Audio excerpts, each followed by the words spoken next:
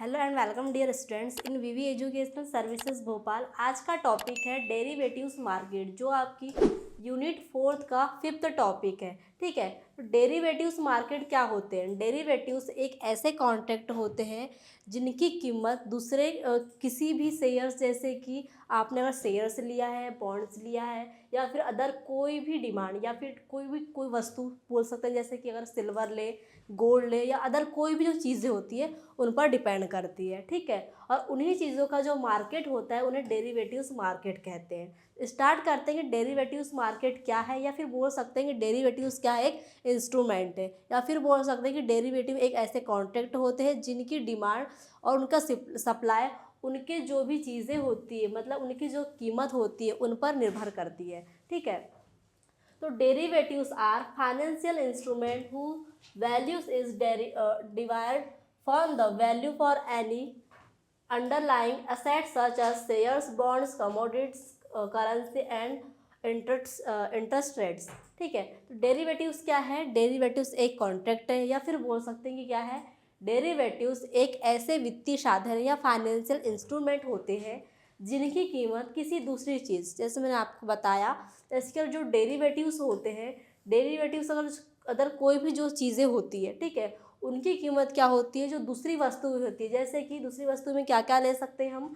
Shares हो गए, ठीक है, बॉन्ड्स हो गए, डिबेंचर्स हो गए, गोल्ड हो गया, डॉलर हो गया, या फिर उसकी जो ब्याज दर होती है, मतलब इंटरेस्ट रेट होता है। ठीक है, ये जो चीज़ें होती है, इनकी जो कीमत होती है, इनकी जो डिमांड होती है, उन पर क्या करती है? वो निर्भर करती है, डिपेंड करती है। तो डेरिवेटिव्स क्या है? डेरिवेटिव्स एक ऐसे फाइनेंशियल इंस्ट्रूमेंट है जिनकी कीमत अदर कोई चीज़ें, जैसे कि सोना, ठीक है, मतलब गोल्ड, सिल्वर, डॉलर्स, मतलब करेंसी, ठीक है, या फिर जैसे शेयर्स ले लिए, बॉन्ड ले लिए, डिबेंचर ले लिए, इनकी जो कीमत होती है उन पर निर्भर करती है। कि जैसे एग्जांपल ले लिए, अगर किसी शेयर की कीमत बढ़ती है, ठीक है, अगर किसी शेयर की कीमत बढ़ती है या फिर घटती है, देखो दो चांस हो सकते हैं, या तो शेयर की कीमत बढ़ेगी या तो फिर शेयर की कीमत क्या होगी? घटेगी। ये दो कंडीशन हो गई।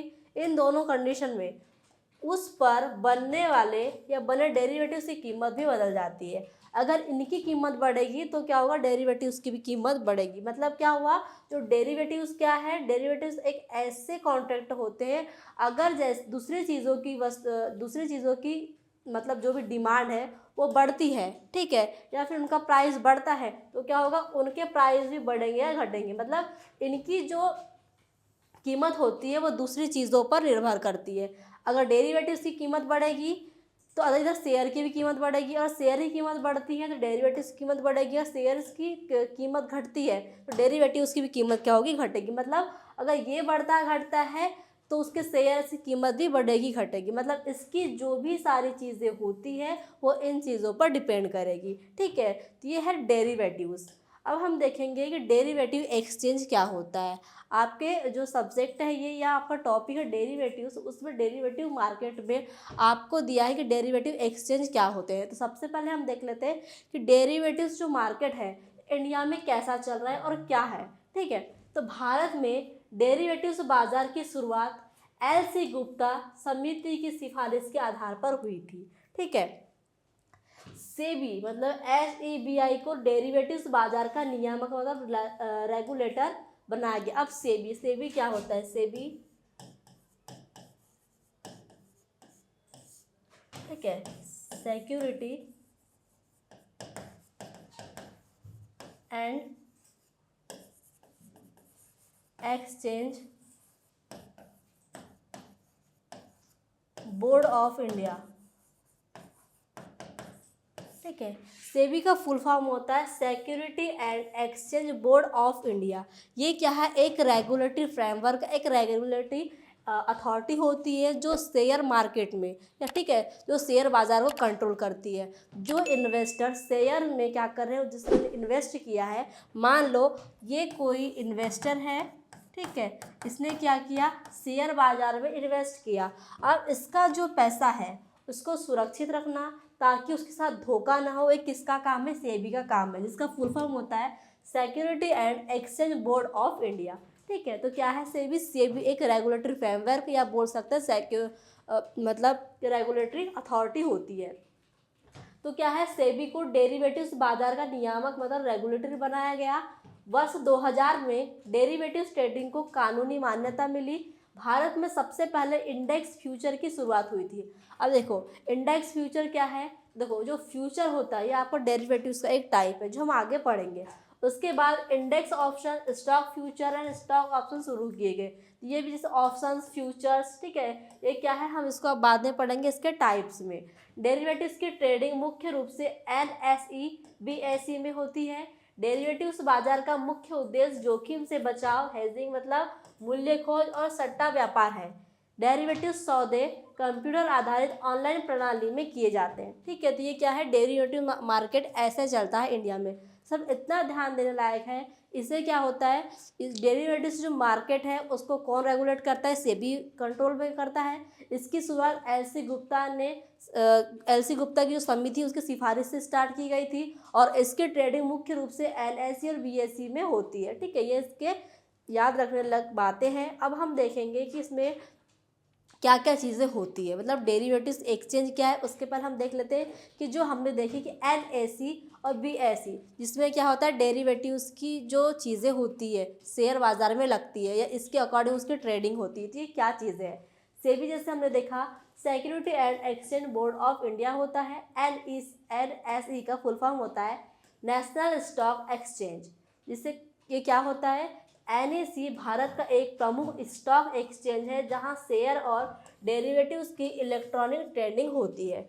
तो क्या है, देखो हमको इतना पता चला कि जो डेरिवेटिव्स मार्केट है, डेरिवेटिव मार्केट्स में NSE और BSE के अकॉर्डिंग क्या होती है, ट्रेडिंग होती है। तो NSE और BSE क्या है, NSE है नेशनल स्टॉक एक्सचेंज, जो क्या है भारत का एक प्रमुख स्टॉक एक्सचेंज है जहां पर शेयर और डेरिवेटिव्स की इलेक्ट्रॉनिक ट्रेडिंग होती है। फिर है BSE का फुल फॉर्म होता है बॉम्बे स्टॉक एक्सचेंज। ये क्या है, BSE भारत का सबसे पुराना स्टॉक एक्सचेंज है जहां शेयरों की खरीदी और बिक्री की जाती है। दो चीज़ें हैं, NSE और BSE। ठीक है, नेशनल स्टॉक एक्सचेंज और बॉम्बे स्टॉक एक्सचेंज। तो नेशनल स्टॉक एक्सचेंज क्या है, ये एक ऐसा स्टॉक एक्सचेंज है जहां पर शेयर और डेरिवेटिव्स की इलेक्ट्रॉनिक चेंजिंग होती है या इलेक्ट्रॉनिक ट्रेडिंग होती है। और BSE क्या है, बॉम्बे स्टॉक एक्सचेंज, ये भारत का एक ऐसा पुराना स्टॉक एक्सचेंज है जहां पर शेयरों की खरीदी और बिक्री की जाती है। तो SEB मतलब सेबी, NSE BSE, ये तीनों चीज़ें क्लियर हो गई। अब हम देखेंगे इसके कैरेक्टर्स क्या क्या है। ठीक है,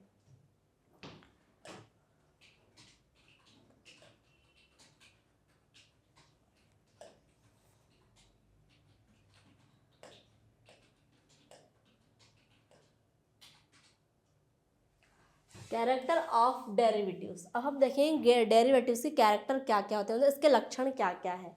ठीक है, तो फर्स्ट है कैश सेटलमेंट ऑफ सेटिंग।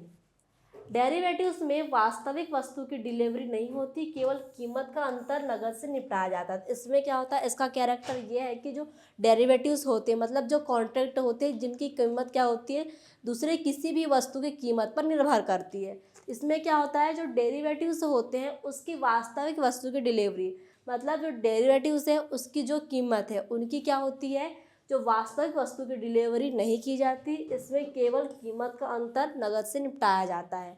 ठीक है, जैसे कि मान लो एग्जांपल समझते हैं कि शेयर, ठीक है, एक शेयर है जिसकी कीमत है 100 रुपये। ठीक है, अगर उसकी कीमत बढ़ के कितनी हो गई, 120 हो गई, तो 20 का जो अंतर होता है उन दोनों का क्या होता है, जिस जो 20 रुपये जो बड़ा है उसका सेटलमेंट होगा। ठीक है, सेकंड है नो फिजिकल असेट्स। डेरिवेटिव्स में कोई वास्तविक संपत्ति नहीं होती, इसलिए सौदों की संख्या पर सीमा नहीं होती। मतलब बिना शेयर खरीदे कोई भी फ्यूचर कॉन्ट्रैक्ट इसमें नहीं होता है। ठीक है, सबसे पहले क्या होगा, जो आपने शेयर्स खरीदा है या फिर आपने कोई शेयर नहीं खरीदा, दो कंडीशंस हो सकती है। और आपने उस कंपनी का शेयर खरीदा है, ठीक है, या फिर आपने नहीं खरीदा, बिना शेयर खरीदे कोई भी फ्यूचर कॉन्ट्रैक्ट नहीं होता है। ठीक है, और फ्यूचर कॉन्ट्रैक्ट हो रहा है मतलब वो क्या है, फिजिकल एसेट्स कहलाता है। ठीक है, ये क्या है, इसके कैरेक्टर है। अब इसका थर्ड कैरेक्टर है screen based trading. Screen based trading का मतलब होता है डेरिवेटिव्स की ट्रेडिंग कंप्यूटर और ऑनलाइन स्क्रीन के माध्यम से होती है। ठीक है, जैसे कि मैंने आपको बताया NSE नेशनल स्टॉक एक्सचेंज, इसमें क्या हो रहा था, इलेक्ट्रॉनिक एक्सचेंज होती है। ये भारत का क्या पहला ऐसा स्टॉक एक्सचेंज है जहाँ पर सिर्फ इलेक्ट्रॉनिक एक्सचेंज होता है। तो इसमें क्या होगा, NSE में ऑनलाइन फ्यूचर ऑप्शन ट्रेड करना, मतलब जो सारी ट्रेडिंग होगी वो कैसी होगी, ऑनलाइन स्क्रीन पर दिखाई जाएगी। फिर है फोर्थ इसका कैरेक्टर की सेकेंडरी मार्केट इंस्ट्रूमेंट। डेरिवेटिव्स केवल द्वितीयक बाजार में होते हैं और कंपनियों के लिए पूंजी नहीं जुटाते हैं। देखो अब सेकेंडरी मार्केट, जैसे मैंने आपको इक्विटी मार्केट पढ़ाया था उस टॉपिक में हमने देखा था जो कैपिटल मार्केट के अंदर हम उसके दो टाइप्स देखे थे। फर्स्ट क्या था, न्यू इशू मार्केट जिसे प्राइमरी मार्केट कहा जाता है, और सेकंड हमने देखा था इक्विटी मार्केट जिसको सेकेंडरी मार्केट या फिर बोल सकते हैं स्टॉक मार्केट भी कहा जाता है। इसमें कहा गया है कि जो डेरिवेटिव्स होते हैं केवल द्वितीयक बाजार में होते हैं। द्वितीयक बाजार का कौन सा कहलाते हैं, सेकेंडरी मार्केट वो मार्केट होते हैं जहां पर पहले से उपलब्ध जो कंपनी रहती है उसके स्टॉक को किया जाता है, एक्सचेंज किया जाता है, या फिर उन्हीं शेयर की खरीदी बिक्री होती है जो पुराने मौजूद होते हैं। मतलब कंपनी भी पुरानी रहेगी, मान लो अगर कंपनी है तो ये भी पुरानी है, और इसमें जो शेयर्स की खरीदी बिक्री हो रही है वो भी क्या है, पुराने। वो मार्केट क्या कहलाता है, सेकेंडरी मार्केट कहलाता है। इसका एक फंक्शन, एक लक्षण ये भी है कि डेरिवेटिव्स केवल द्वितीयक बाजार में होते हैं और कंपनियों के लिए पूंजी नहीं जुटाते हैं। ठीक है, फिर है हाई लिक्विडिटी। डेरिवेटिव्स बाजार में आसानी से खरीदी बिक्री हो जाती है। ठीक है, मतलब जैसे कि क्या हुआ, डेरिवेटिव्स बाजार में ये होता है कि जो आसानी से आप क्या कर सकते हैं, जो भी आपने शेयर्स खरीदा, स्टॉक खरीदा, उसको तुरंत में एक्सचेंज कर सकते हैं या फिर तुरंत में खरीद और बिक्री कर सकते हैं। इसमें क्या रहती है, लिक्विडिटी बनी रहती है, क्योंकि आपको जब भी ज़रूरत पड़ेगी आप क्या करेंगे, आपने जो कॉन्ट्रैक्ट खरीदा है या आपने जो शेयर खरीदा है आप उसको तुरंत बेच सकते हैं, या फिर आपको ज़रूरत पड़ रही है आप तुरंत खरीद सकते हैं। अगर आपके पास कैश है, लिक्विडिटी है, आप क्या कर सकते हैं, किसी भी कंपनी के स्टॉक, किसी भी कंपनी के शेयर्स खरीद सकते हैं। अगर आपके पास कैश नहीं है, आपको लिक्विडिटी चाहिए, तो आप क्या कर सकते हैं, आपके पास जो स्टॉक, आपके पास जो शेयर रखे हुए हैं आप उसको तुरंत बेच के लिक्विडिटी पा सकते हैं। ये भी क्या है, इसका लक्षण है। फिर है हेजिंग ऑफ रिस्क। डेरिवेटिव्स भविष्य के मूल्य जोखिम से बचाव करते हैं। देखो क्या होगा इसमें, कीमत गिरने से डर से पट ऑप्शन लेना। अब हम देखेंगे ऑप्शन में उसके दो टाइप्स होते हैं ऑप्शंस के, वो दोनों ऑप्शंस पढ़ेंगे तब आपको समझ में आएगा कि ये जो पॉइंट है हेडिंग ऑफ रिस्क आपको बाद में समझ में आएगा, क्योंकि अभी हमने पुट ऑप्शन पढ़ा नहीं है। फिर मैं आपको बता दूं कि डेरिवेटिव्स भविष्य के मूल्य जोखिम से बचाव करते हैं, इसलिए कहा गया है क्योंकि किसी भी, अगर आप कोई शेयर्स खरीदते हैं या आप कोई स्टॉक खरीदते हैं, देखो उसमें कम से कम 50% चांस रहते हैं कि स्टॉक की जो या फिर शेयर्स की कीमत बढ़ेगी, और कुछ परसेंट उसमें संभावना रहती है कि उसकी चांसेस है कि वो शेयर्स गिर सकते हैं या उसका स्टॉक का जो भी प्राइस है वो घट सकता है। इसमें कहा गया है कि कीमत गिरने से, अगर जैसे स्टॉक या आपने शेयर खरीदा उसकी कीमत गिर जाती है, उस डर से क्या होगा, उस डर से आप उस जोखिम को, आप उस रिस्क से आप बचाव कर सकते हैं। अगर आपको लग रहा है कि इसके शेयर्स की प्राइस गिर सकती है या रेट गिर सकता है,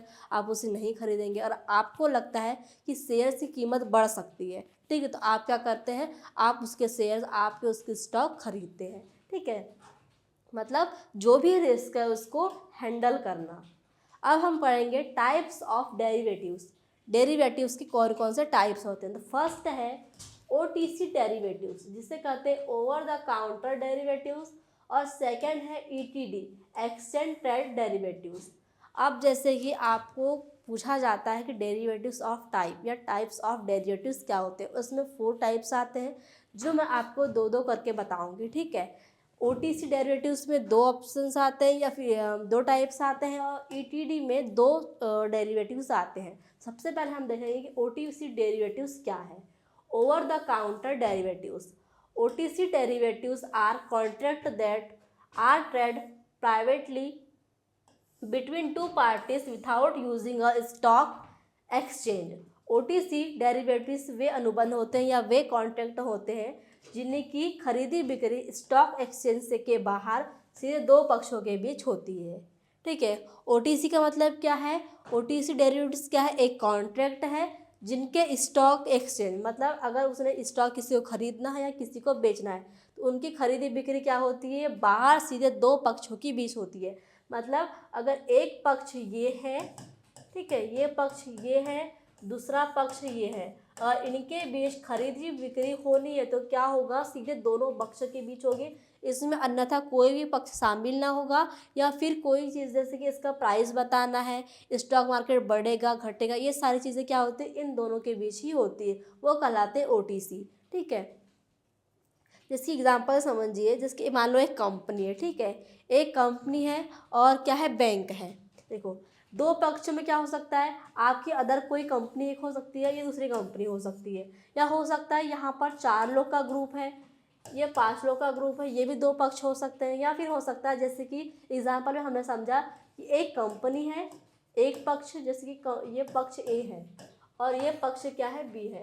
ये पक्ष क्या है, एक कंपनी है, और ये पक्ष क्या है, एक बैंक है। ठीक है, ये दो पक्ष हो गए। अब इन दोनों पक्षों के बीच आपस में इंटरेस्ट रेट जो भी है, ठीक है, अगर आप इनको स्टॉक एक्सचेंज करना है, खरीदी बिक्री करनी है, तो इन दोनों के बीच क्या होगा, जो इंटरेस्ट रेट है उसको लेकर क्या होगा, दोनों के बीच समझौता होगा। ये दोनों आपस में समझौता करेंगे और बिना किसी एक्सचेंज के ये क्या करेंगे, उस मतलब जो स्टॉक है उसको एक्सचेंज कर लेंगे, या फिर जो शेयर्स है उनकी खरीदी बिक्री कर लेंगे। तो ये होता है OTC, मतलब दोनों पक्षों की बात होती है, दोनों पक्ष एक दूसरे को सुनते हैं और एक दूसरे से समझौता करते हैं, जो भी इंटरेस्ट रेट है या फिर जो भी शेयर्स की प्राइस है, जो भी स्टॉक की प्राइस है, उन दोनों को लेकर उनकी बात होती है और दोनों आपस में क्या करते हैं, उन स्टॉक को एक्सचेंज करते हैं या खरीदी बिक्री कर लेते हैं। ये होते हैं OTC। अब OTC में हम दो टाइप्स देखेंगे डेरिवेटिव्स के। OTC के अंदर आने वाले डेरिवेटिव्स होते हैं फॉरवर्ड कॉन्ट्रैक्ट और स्वैप। ठीक है, देखो, अगर डायरेक्टली आपको पूछा जाए तो ऐसा भी होता है कि आपको डेरिवेटिव्स पूछता जाता है कि डेरिवेटिव कितने टाइप्स के हैं या टाइप्स ऑफ डेरिवेटिव। तो उसमें फोर चीज़ें होती है। एक होता है फॉरवर्ड, सेकंड होता है ऑप्शन, थर्ड होता है फ्यूचर और फोर्थ होता है स्वैप। बट मैंने आपको अलग अलग बताया है। OTC में दो आते हैं, फॉरवर्ड कॉन्ट्रैक्ट और स्वैप। ठीक है, और सेकंड हमने टाइप देखा था इसका एक्सचेंज, उसमें दो आते हैं, वो होता है फ्यूचर और ऑप्शन। ठीक है, तो सबसे पहले हम जो देख लेते हैं OTC के अंदर आने वाले डेरिवेटिव्स, जिसमें फर्स्ट क्या है, फॉरवर्ड कॉन्ट्रैक्ट। फॉरवर्ड कॉन्ट्रैक्ट क्या होता है, forward contract agreement to buy और sell an asset of future date and a fixed price. भविष्य की तय तारीख पर तय कीमत और सौदा करने का समझौता। जैसे एग्जाम्पल समझिए कि आज तय करना, ठीक है, आज की डेट है, आज तय किया जाता है कि 3 महीने बाद, ठीक है, 3 महीने बाद, जैसे कि कोई नॉर्मली बात, जैसे कि यहाँ पे गेहूँ चावल किसी की भी कर ली, आज तय हुआ है कि 3 मंथ बाद गेहूँ कितने का होगा, वो 2000 में खरीदेंगे। अब उस बीच ये भी हो सकता है कि या तो अभी उसका प्राइस 2000 का है, उसका प्राइस बढ़ भी सकता है और उसका प्राइस घट भी सकता है। ठीक है, ये नहीं पता उन्हें कि प्राइस घटेगा या बढ़ेगा, बट क्या हुआ, आज जो सौदा हुआ है, आज जो प्राइस सेट हुआ है, उस हिसाब से क्या किया जाएगा, आज सेट हुआ है कि आपको 3 मंथ बाद आप क्या करेंगे, ये गेहूँ खरीदेंगे और उस गेहूँ का प्राइस है 2000।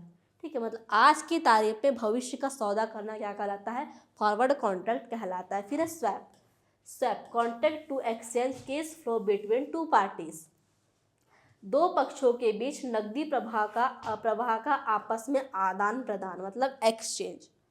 फिक्स्ड ब्याज को फ्लोटिंग ब्याज में बदलना। ठीक है, अब जैसे कि इसमें क्या हुआ, दो पार्टीज की बात की गई है। अब ये क्या है, ये एक पार्टी है मान लो, ठीक है, ये दूसरी पार्टी है। एक पार्टी का कहना है कि वो क्या करेगी, जो भी पैसा है या जो भी चीज़ें उन्हें खरीदा है वो क्या देगी, फिक्स्ड ब्याज में देगी। ठीक है, वो फिक्स्ड ब्याज देगी उसका। और जो सेकंड पार्टी है वो कहती है कि उसने वो जो ब्याज है वो फ्लोटिंग में देगी। ठीक है, ये दोनों के बीच बात हो गई। बट क्या होगा, ये दोनों एक्सचेंज कर लेते हैं कुछ टाइम बाद। जैसे कि जो इनका ब्याज है वो 9 महीने चलने वाला है, 9 मंथ में क्या होगा, जो 5 मंथ है, 5 मंथ पार्टी जो A है वो फिक्स देगी और 5 मंथ पे क्या जो B पार्टी है फ्लोटिंग देगी। फिर इन दोनों ने क्या कर लिया, एक्सचेंज कर लिया। ठीक है, एक्सचेंज हो गया। अब 6 मंथ से ये जो पार्टी A है वो फ्लोटिंग ब्याज देगी और जो पार्टी B है 5 मंथ बाद क्या देगी, फिक्स्ड ब्याज देगी। तो इसमें क्या हुआ, दोनों पक्षों के बीच जो भी नकदी प्रवाह होने वाला था, जो भी ब्याज एक्सचेंज होने वाला था या जो भी ब्याज दे रहे थे, उन दोनों के बीच क्या होता है, मतलब जो भी जिस तरीके से ब्याज देने वाले हैं उनका एक्सचेंज हो जाता है, मतलब वो कर सकते हैं, ठीक है, ये होता है स्वैप। फिर है second type ETD, exchange traded derivatives. तो ये क्या होता है, ETDs are standardised derivatives contract that are traded are recognised stock exchange. ETD वे अनुबंध या वे डेरिवेटिव्स अनुबंध होते हैं जो मान्यता प्राप्त स्टॉक एक्सचेंज पर तय नियमों के अनुसार ट्रेड करते हैं। अब जैसे कि मैंने आपको पहले ही बताया कि इंडिया में 2 स्टॉक एक्सचेंज होते हैं, कौन कौन से, एनएसई और बीएसई, ठीक है। ये क्या है, ये मान्यता प्राप्त स्टॉक एक्सचेंज है। इनके जो नियम हैं, ठीक है, ये जो नियम मानते हैं, जो ये रेगुलेटरी फ्रेमवर्क अपनाते हैं, ठीक है, मतलब इनके अकॉर्डिंग या फिर इनकी जो अथॉरिटीज़ है उन नियमों के अकॉर्डिंग क्या होती है, ट्रेडिंग होती है, वो कहलाते हैं ईटीडी। देखो जो ओटीसी था वो नॉर्मल था, और जो ओटीसी में क्या है, नॉर्मल था, और ईटीडी में क्या है, जो भी मान्यता प्राप्त एक्सचेंज होते हैं, जैसे कि भारत में कौन कौन से हैं, एनएसई और बीएसई है, उनके अकॉर्डिंग वो जो रूल्स फॉलो करते हैं, उनकी जो अथॉरिटीज़ है उनके अकॉर्डिंग क्या किया जाता है, उनके अकॉर्डिंग ही ट्रेडिंग की जाती है। इसमें कौन कौन से आते हैं, फ्यूचर्स आते हैं और ऑप्शंस आते हैं, 2 टाइप के डेरिवेटिव्स आते हैं, फ्यूचर कॉन्ट्रैक्ट और ऑप्शन कॉन्ट्रैक्ट। तो स्टैंडर्डाइज्ड कॉन्ट्रैक्ट टू बाय और sell or asset at a future date and fixed price, ठीक है। भविष्य की तय तारीख पर तय कीमत पर एक्सचेंज द्वारा मानकीकृत अनुबंध। मतलब क्या हुआ, देखो आज कुछ तय होता है भविष्य की तारीख के लिए। अगर आज की डेट मान लो, जैसे कि आज 17 तारीख है और इसके कुछ मंथ बाद, जैसे मान लो 2 मंथ बाद, ठीक है, 2 मंथ मतलब आज 17 कितनी है, आज 17 जनवरी है, ठीक है, तो 17 फरवरी 17 मार्च 2 मंथ का टाइम दे दिए। ये आज का कॉन्ट्रैक्ट है और ये फ्यूचर कॉन्ट्रैक्ट, ये फ्यूचर की बात है, ठीक है। आज जो होगा भविष्य के लिए आज तारीख तय की जाएगी, मतलब ये फ्यूचर के लिए एक तारीख तय की गई है, आज तय की गई है। इस तारीख पर क्या होगा, जो भी आपका स्टॉक एक्सचेंज है या फिर आपको कहीं क्या करना, इन्वेस्ट करना है, वो क्या किया जाएगा, इस डेट पे किया जाएगा। उसकी डेट कब तय की गई है, आज तय की गई। मतलब फ्यूचर के लिए कोई डेट तय करना जहाँ पर आप क्या करना चाहते हैं, आप स्टॉक एक्सचेंज करना चाहते हैं, आप कोई शेयर्स खरीदना चाहते हैं, या आप किसी के पास से कोई वस्तु खरीदना चाहते हैं, या आप अदर कोई भी चीज़ करें, उसके लिए क्या करना, आज की डेट पर फ्यूचर के लिए कॉन्ट्रैक्ट बनाना। मतलब आज आपने तय किया कि आप कुछ मंथ बाद, 1 मंथ 2 मंथ बाद क्या करेंगे, इस काम को करेंगे, ठीक है। बट इसमें एक चीज़ क्या होती है, इसमें जो मान्यता प्राप्त स्टॉक एक्सचेंज है जो भारत में चल रहे हैं, एनएसई बीएसई, उसके जो रूल्स होते हैं, उसकी जो अथॉरिटीज़ होती है, उसके अकॉर्डिंग क्या किया जाता है, स्टॉक एक्सचेंज किया जाता है, ठीक है। ओटीसी में ऐसा बिल्कुल नहीं था। फिर है ऑप्शन कॉन्ट्रैक्ट। ऑप्शन कॉन्ट्रैक्ट क्या होता है, contract giving the right but not the obligation to buy और सेल ऑन असेट्स। तय कीमत पर खरीदने या बेचने का अधिकार लेकिन बाध्यता नहीं, ठीक है। मतलब अगर शेयर को 100 रुपये पर खरीदने का ऑप्शन मिला है या ऑप्शन है, तो क्या करेंगे, आप उतने में ही खरीदेंगे, उसका प्राइस घटे या बढ़े, वो आपकी जो तय हुआ है प्राइस उसी पे खरीदा जाएगा। उसकी प्राइस घटती है बढ़ती है, उसमें कोई भी बाध्यता नहीं आएगी, वो बढ़े या घटे, बट जो आपने चूज़ किया है, आपने जो प्राइस पे उसे अभी कॉन्ट्रैक्ट लिया है, उसी कॉन्ट्रैक्ट पे आप क्या करेंगे, उसको खरीदेंगे या बेचेंगे, ठीक है। ये होता है ऑप्शन कॉन्ट्रैक्ट। अब ऑप्शन कॉन्ट्रैक्ट के 2 टाइप्स होते हैं, फर्स्ट है कॉल ऑप्शन और पट ऑप्शन, ठीक है। जैसे कि हमने फर्स्ट आपको बताया था, उसमें आपको एक कैरेक्टर में बोला गया था कि जो हेडिंग होती है, ठीक है, अगर आप किसी भी स्टॉक को हैंडलिंग करते हैं, उसमें क्या होता है, पट ऑप्शन का यूज़ होता है। या आपको एग्जाम में ही पूछा जाता है पट ऑप्शन एंड कॉल ऑप्शन, या फिर ऑप्शन पूछा जाता है। देखो जैसे कि मैंने आपको डेरिवेटिव्स के 4 टाइप्स बताए, forward contract, swap contract, future contract, option contract. ये आपको शायद हो सकता है कि डेरिवेटिव्स, आपको सिंगल क्वेश्चन आ जाए कि डेरिवेटिव्स क्या है, या फिर डेरिवेटिव्स मार्केट के नाम से आ जाए, या फिर आपको ओनली सिर्फ कॉल ऑप्शन पूछ ले, पट ऑप्शन पूछ ले, या फिर ऑप्शंस पूछ ले, ऑप्शन के 2 टाइप्स हैं। मतलब आपको क्या हो सकता है, ये हर चीज़ अलग अलग रूप में पूछी जा सकती है, ठीक है। तो अब हम देखेंगे जो ऑप्शन था, ऑप्शन के जो 2 टाइप्स थे, कॉल ऑप्शन और पट ऑप्शन, क्या होता है। तो कॉल ऑप्शन क्या होता है, कॉल ऑप्शन जो भी होल्डर होता है, ठीक है, धारक होता है उसकी तय कीमत पर तय तारीख तक या उस दिन खरीदने का अधिकार देता है, लेकिन खरीदना जरूरी नहीं होता। अब इसमें दो ऑप्शन है। इसमें क्या, जिसके हमने ऑप्शन में क्या देखा था, पहले एक तारीख तय होती है, उस तय तारीख के अनुसार आपको क्या करना है, उस चीज़ को खरीदना है। अब ये ज़रूरी नहीं है। देखो, अगर उसने वो शेयर आज 100 रुपये का खरीदा है, अब उसकी कीमत 2 महीने बाद बढ़े या घटे, आपको इसी प्राइस में उसको खरीदना है। बट जिसका जो टाइप है कॉल ऑप्शन, इसमें बताया गया है कि जो भी होल्डर है जो इस शेयर्स को खरीदना चाहता है, ठीक है, तय कीमत पर तय तारीख तक या उस दिन खरीदने का अधिकार देता है। बट इसमें एक चीज़ क्या होती है, ये खरीदे या ना खरीदे ज़रूरी नहीं है। अगर इस ऑप्शन को या इस कॉन्ट्रैक्ट को ये कैंसिल करता है तो चल जाता है, ठीक है। मतलब ये क्या कर सकता है, कॉल ऑप्शन के अकॉर्डिंग अपना जो कॉन्ट्रैक्ट है उसको बदल सकता है। हो सकता है कि अब ना खरीदे, इसका मन बदल गया हो, या फिर उसको कोई कहीं और इन्वेस्टमेंट करना चाहता हो जहाँ पर इसको कम में इन्वेस्ट करना चाहता हो, अच्छा प्रॉफिट मिल सकता है। तो क्या करता है, ये इस पर डिपेंड करता है, ठीक है। और जैसे कि देख लो, अगर किसी भी शेयर की कीमत, ठीक है, किसी शेयर की कीमत आज कितनी है, 100 रुपये है, और आपने क्या किया, 100 रुपये पर कॉल ऑप्शन ले लिया, ठीक है, कॉल ऑप्शन ले लिया।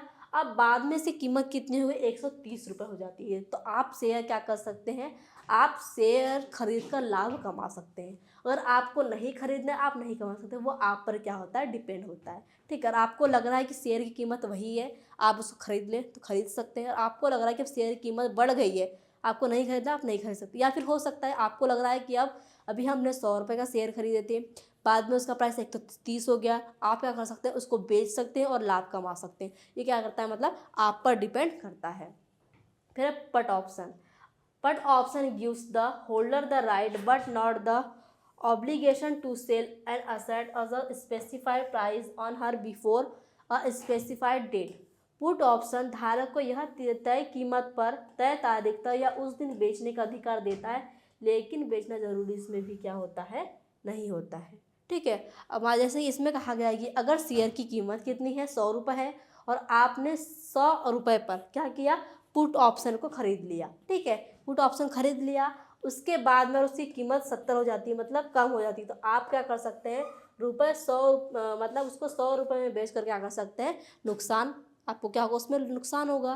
क्योंकि क्या हो गया, देखो, आपने खरीदा तब उसकी कीमत क्या थी, 100 रुपये थी, और कुछ टाइम बाद क्या हो गया, आप उसका प्राइस 70 हो गया। आपने 100 में खरीदा, पर आप उसको क्या करेंगे, अब उसका प्राइस 70 हो गया, तो आपको 70 में बेचेंगे। ऐसा नहीं है कि आपने जो 100 में खरीदा था तो आप उसको क्या करेंगे, 100 में ही बेचेंगे, नहीं। पट ऑप्शन में क्या होता है, अगर आपने उसको 100 में खरीदा है और आगे चल के उसका प्राइस 70 हो गया, तो आप उसको क्या करेंगे, 70 में ही बेचेंगे।